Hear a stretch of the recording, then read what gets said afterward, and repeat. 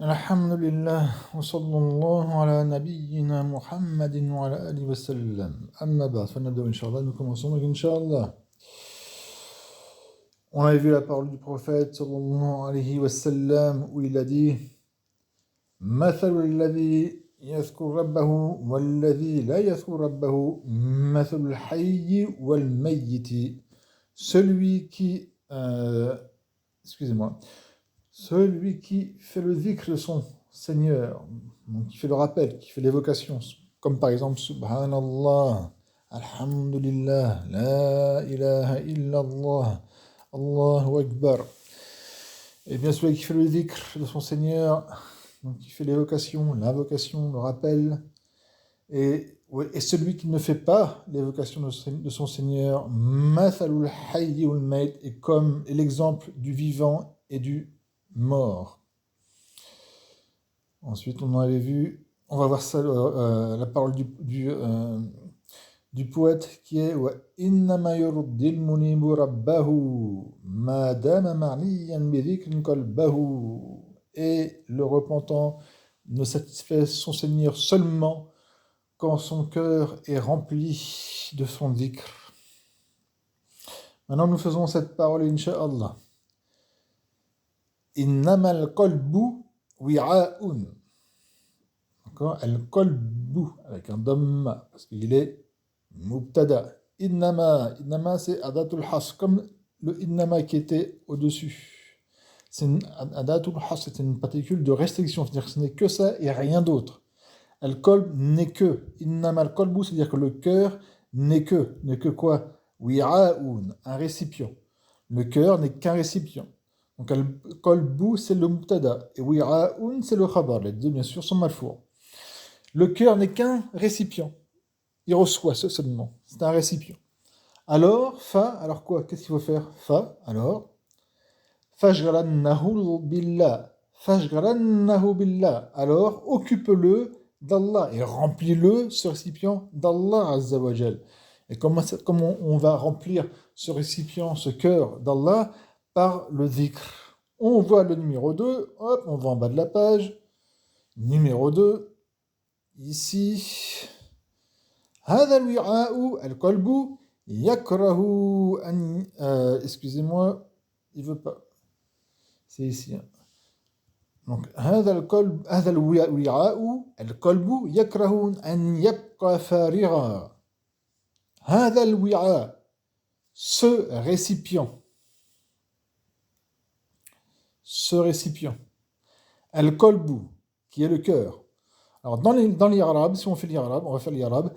Hada, c'est le mubtada. Et précisément, c'est seulement dha qui est le mubtada. Hada, c'est un harf al-tanbih. Dha, c'est le mubtada, mamni al-sukun, parce que sur l'alif, il y a un sukun, fi mahal raf. Al-wi'a'u, ce n'est pas le khabar. Al-wi'a'u, c'est badal. Hada al-wi'a'u, c'est badal. Al-qalbu, on va dire que c'est un atf bayan. Ce n'est toujours pas le khabar. C'est-à-dire qu'en français, je dirais ce cœur, virgule, le cœur, c'est-à-dire le cœur, virgule, yakrahu an yabqa farira et fariran. Le khabar, c'est cette phrase verbale. La phrase verbale yakrahu an yabqa fariran fi mahal raf khabar lil mubtada qui est za. Donc ce cœur, ce récipient, hada al-wi'a, ce récipient, le cœur, c'est-à-dire le cœur, yakrahu, il déteste, le cœur déteste, yakrahu al-karaha. Qu'est-ce qu'il déteste ce cœur? An yabqa fariran, à ce qu'il reste, an yabqa, à ce qu'il demeure, à ce qu'il reste, fariran, vide. Il faut toujours que nos cœurs soient remplis. Il n'aime pas être vide, il faut le remplir. Il aime être rempli. Maintenant, à chacun de nous de savoir de quoi il le remplit. À notre époque, par exemple, les jeunes vont le remplir de rap, de Netflix. J'ai pas Netflix, moi, là, alhamdoulilah. De Netflix, de films, de ceci, de cela, de voitures, de foot, de je ne sais quoi encore, ou pour les filles, ça va être plus ou moins pareil. Le maquillage, les ongles, les machins comme ça. Et toutes ces choses-là, ça remplit vos cœurs. À vous de savoir ce que vos cœurs vos cœurs, vous voulez qu'ils soient remplis d'Allah, Azza wa Jal, ou ces choses-là? Certains vont encore plus loin dans l'égarement. Ils vont remplir leur cœur de choses qui est vraiment haram en soi-même, comme la drogue, comme l'alcool, comme le zina, ça veut dire l'acte sexuel en dehors du mariage. Ces choses-là, bon, toute la journée sur des choses-là. Regardez sur YouTube ou autre, sur Twitter, des messages qui ne concernent pas Allah Azza wa Jal, mais qui concernent soit la dunya, ou pire, la dunya qui est en rapport avec quelque chose qui est haram. Waliyadhu billah. Il faut s'arrêter, il faut s'asseoir ou être debout, peu importe, et faire du dhikr. Subhanallah, walhamdulillah, wa la ilaha illallah, wallahu akbar. Comme on verra, le prophète sallallahu alayhi wa sallam a dit Ahabbul kalam ilallah. La parole la plus aimée, Ahabbu, la plus aimée auprès d'Allah, c'est quoi? Arba, 4. Donc, quand le Nabi sallallahu alayhi wa sallam, Ahabbul kalam ilallahi arba. La parole la plus aimée auprès d'Allah Azza wa Jal sont 4 choses. Subhanallah, walhamdulillah, wa la ilaha illallah, wallahu akbar. Ces 4 paroles-là. Alhamdulillah. Il a commencé par Subhanallah. Subhanallah, pureté, Allah est pur de tout défaut, de tout manquement. Alhamdulillah, la louange est à Allah. La ilaha illallah, pas de divinité par droit sauf Allah. Allahu Akbar, Allah est le plus grand. Ensuite, il a dit, et ça ne te fait aucun mal par n'importe lequel de ces 4-là, tu commences. Donc, faire le dhikr, remplir son cœur d'Allah Azza wa Jal par le dhikr. Si on n'en remplit pas nos cœurs par Allah Azza wa Jal, donc par le dhikr, obligatoirement, on va se diriger vers la dunya et on va remplir nos cœurs, billah, des choses de la dunya, et voire même plus, pire encore, des choses haram. Chose qui n'est pas haram, qui est bon en soi-même, mais qui est une certaine exagère, qui est le travail, toujours le travail, la retraite. Ils pensent qu'à ça. Ah, je vais faire monter une société pour que je sois indépendant, billah, subhanallah. Et leur cœur est rempli de dunya. Et quand il a sa société, il ne pense qu'à sa dunya, qu'à son travail. Même le soir, il pense à son travail. Le week-end, il est en famille, il pense à son travail, il pense à sa société.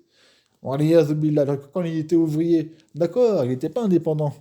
Mais quand il finissait son travail à 18h, c'était fini, son cœur il était libre, il ne pensait plus au travail, c'était son patron qui pensait à la société. Lui, il pouvait faire son dhikr. Et maintenant, combien de frères sont tombés billah, dans cet égarement qui est, à un moment donné, où ils montent des sociétés et ils ne pensent qu'à leur société, qu'à leur travail. Du matin au soir, le week-end, même quand ils dorment, ils rêvent de leur travail. Attention, mais ils vont perdre un contrat et ceci et cela. Billah. Nous continuons, bi'idhnillahi ta'ala. Ça fait combien de temps là qu'on est 8 minutes. Allez, on continue. Inch'Allah. Donc on a vu que innamal qalbu wi'a'un faj'alannahu billah. Excusez-moi encore. Et quand vous trouvez des personnes qui sont entre guillemets prédicateurs et qui disent qu'il y a un site, les frères à former leur propre société pour qu'ils soient indépendants, etc., etc. Mais subhanallah, ils les incitent à ce que leur cœur soit rempli de dunya, qu'ils ne pensent qu'à la dunya. Sans aucune restriction, malheureusement. Innamal qalbu wi'a'un faj'alannahu billah. Certes, le cœur est un récipient, alors remplis-le d'Allah. Entre guillemets, pour ceux qui disent oui, mais il faut être indépendant, etc. Mais vous parlez des choses que vous ne connaissez pas, à croire que vous ne lisez pas le Coran, et que vos prédicateurs que vous suivez ne comprennent pas le Coran. Les meilleurs des hommes, ce sont les prophètes. Le prophète Youssouf, alayhi salam, il a été esclave. Il n'a même pas été ouvrier ou employé, esclave. C'est-à-dire qu'il ne s'appartenait pas à son corps, sa vie appartenait à un maître. Est-ce qu'il s'est rebellé? Est-ce qu'il a fait tout pour sortir de sa condition d'esclave? Pas du tout. Il obéissait à son maître. Vous êtes ouvrier ou quoi? Vous n'êtes pas esclave. Arrêtez un petit peu, subhanallah, de vouloir trop cette dunya, l'indépendance, et puis on vous fait rêver. Mais ce qu'on ne vous voit pas, c'est que le shaitan est derrière et qui vous fait plonger dans la dunya. On va poursuivre avec une parole de Ibn al-Qayyim, rahimahullah. Ibn al-Qayyim, rahimahullah, qu'Allah lui fasse miséricorde, a dit Annahu, que certes lui, c'est-à-dire, il parle du dhikr. Qutul qalbi war-ruh, c'est la nourriture du cœur et de l'esprit. Le dhikr, c'est la nourriture du cœur et de l'esprit. Donc à toi de voir, mon frère, ma sœur, de quoi tu vas nourrir ton cœur durant ta journée du matin, l'après-midi, le soir. De quoi tu nourris ton cœur? Fais du dhikr, lis du Coran. Le fait de lire du Coran, en arabe bien sûr, c'est du dhikr. Faites du dhikr, lisez le Coran. Subhanallah, nourrissez vos cœurs et votre esprit d'Allah Azza wa Jal. Voilà Makhul al-Tabiri. Donc Makhul, rahimahullah, qui est un Tabiri, donc il vient après les Sahaba, rahimahullah, a dit Dhikrullahi shifa'un. Le dhikr d'Allah, c'est un remède. On va faire un peu d'arabe parce que là c'est simple. Dhikru, c'est le mubtada, il est mudaf. Lafzul jalala, Allahi, lafzul jalala, il est mudaf ilay. Shifa'un, et non pas shifa'u, il n'est pas mamnoum min al-sarf, shifa ici. Il n'est pas mamnoum min al-sarf. Donc on met deux damma. Shifa'un, c'est le khabar. C'est très simple. En fait, on peut même faire lire l'ab de ce qui était avant parce qu'il était très simple. Annahu, alors, anna, c'est harf nasb wa tawkid. Al-ha, annahu, le ha, c'est ism inna, mabni ala dhamma fi mahal nasb, parce que ism inna, il est mansoub. Excusez-moi. Kutu, c'est khabar inna, il est mudaf. Al-qalbi, mudaf ilay. Wa, al-harf, harf atf. Wa al-ruhi, non pas ruhu, ruhi. Il est martouf à l'al-kolbi. Et le kolbi, il est majrour, c'est pour ça qu'al-rouhi, il est majrour. Et koutu al-kolbi wa koutu al-rouhi. Barakallahu fikum. Donc, Makhul al-Tabi'i, rahimahullah, il a dit Dhikrullahi shifa'un. Le dhikr d'Allah, le fait de réciter Allah, de se rappeler, parce que le dhikr veut dire le rappel, toujours se rappeler d'Allah. Le dhikr, il faut s'imprégner de ce sens du mot dhikr. Ce sens, c'est le fait de se rappeler, d'évoquer, d'invoquer. Donc l'invocation d'Allah, le rappel d'Allah, c'est un remède. Pourquoi? Pour le cœur, pour l'esprit. Wa dhikrush nas da'un, et le fait de faire le rappel, d'évoquer les gens, da'un, c'est un mal, c'est-à-dire c'est une maladie. Hein? Le fait de dhikr nas, c'est ceux qui vont toujours à ceux qui sont attachés par exemple à la musique et aux musiciens et aux chanteurs ou aux comédiens ou aux joueurs de foot ou aux Instagrammeux, je sais pas comment on dit, aux youtubeuses pour les femmes et autres, tout ça. Subhanallah, ou ceux qui veulent rentrer, peu importe. Dhikrullah shifa, le dhikr d'Allah, c'est un remède pour le cœur. Et le fait de faire le dhikr des gens, c'est un mal, et c'est une maladie du cœur. Bel dhikr dunya, mais le dhikr de la dunya, faire le dhikr de n'importe quel de quoi que ce soit de la dunya, c'est un mal du cœur. Alors, c'est un mal, c'est une maladie pour le cœur. Numéro 5, je ne peux pas vous le mettre sur l'écran, mais je vais vous le lire, c'est à la fin de mes notes. Ibn al-Qayyim, on va citer une autre parole de Ibn al-Qayyim, rahimahullah, qui est décédé en 751 de la Hijra. Là où je vais parler, on est en 1445. Donc ça va faire environ 700 ans, rahimahullah, qu'il est décédé. Donc Ibn al-Qayyim, rahimahullah, a dit Inna man ahabba shay'an ghayra Allah udhiba bihi. Certes, celui qui aime autre chose qu'Allah est châtié par lui. C'est-à-dire qu'Allah Azza wa Jal va le châtier, va le faire souffrir par cette chose qu'il aime autre qu'Allah, que ce soit une personne dans ta famille, que ce soit père, mère, enfant, femme, époux, épouse, ou dans tes amis, ou ce que je citais par exemple pour ce qui est des chanteurs, des chanteuses, tout ce que vous voulez. Ou une chose, pas un être humain, ou une chose, ceux qui aiment leur voiture, ceux qui aiment je ne sais pas quoi encore, leur moto ou autre chose. Donc celui qui aime autre chose qu'Allah Azza wa Jal, il sera châtié, il va souffrir par cette chose-là. Et son cœur sera emprisonné dans l'amour de cet autre d'Allah Azza wa Jal. Celui qui fait en sorte d'aimer qu'Allah Azza wa Jal n'est pas déçu et ne souffrira pas de par son cœur.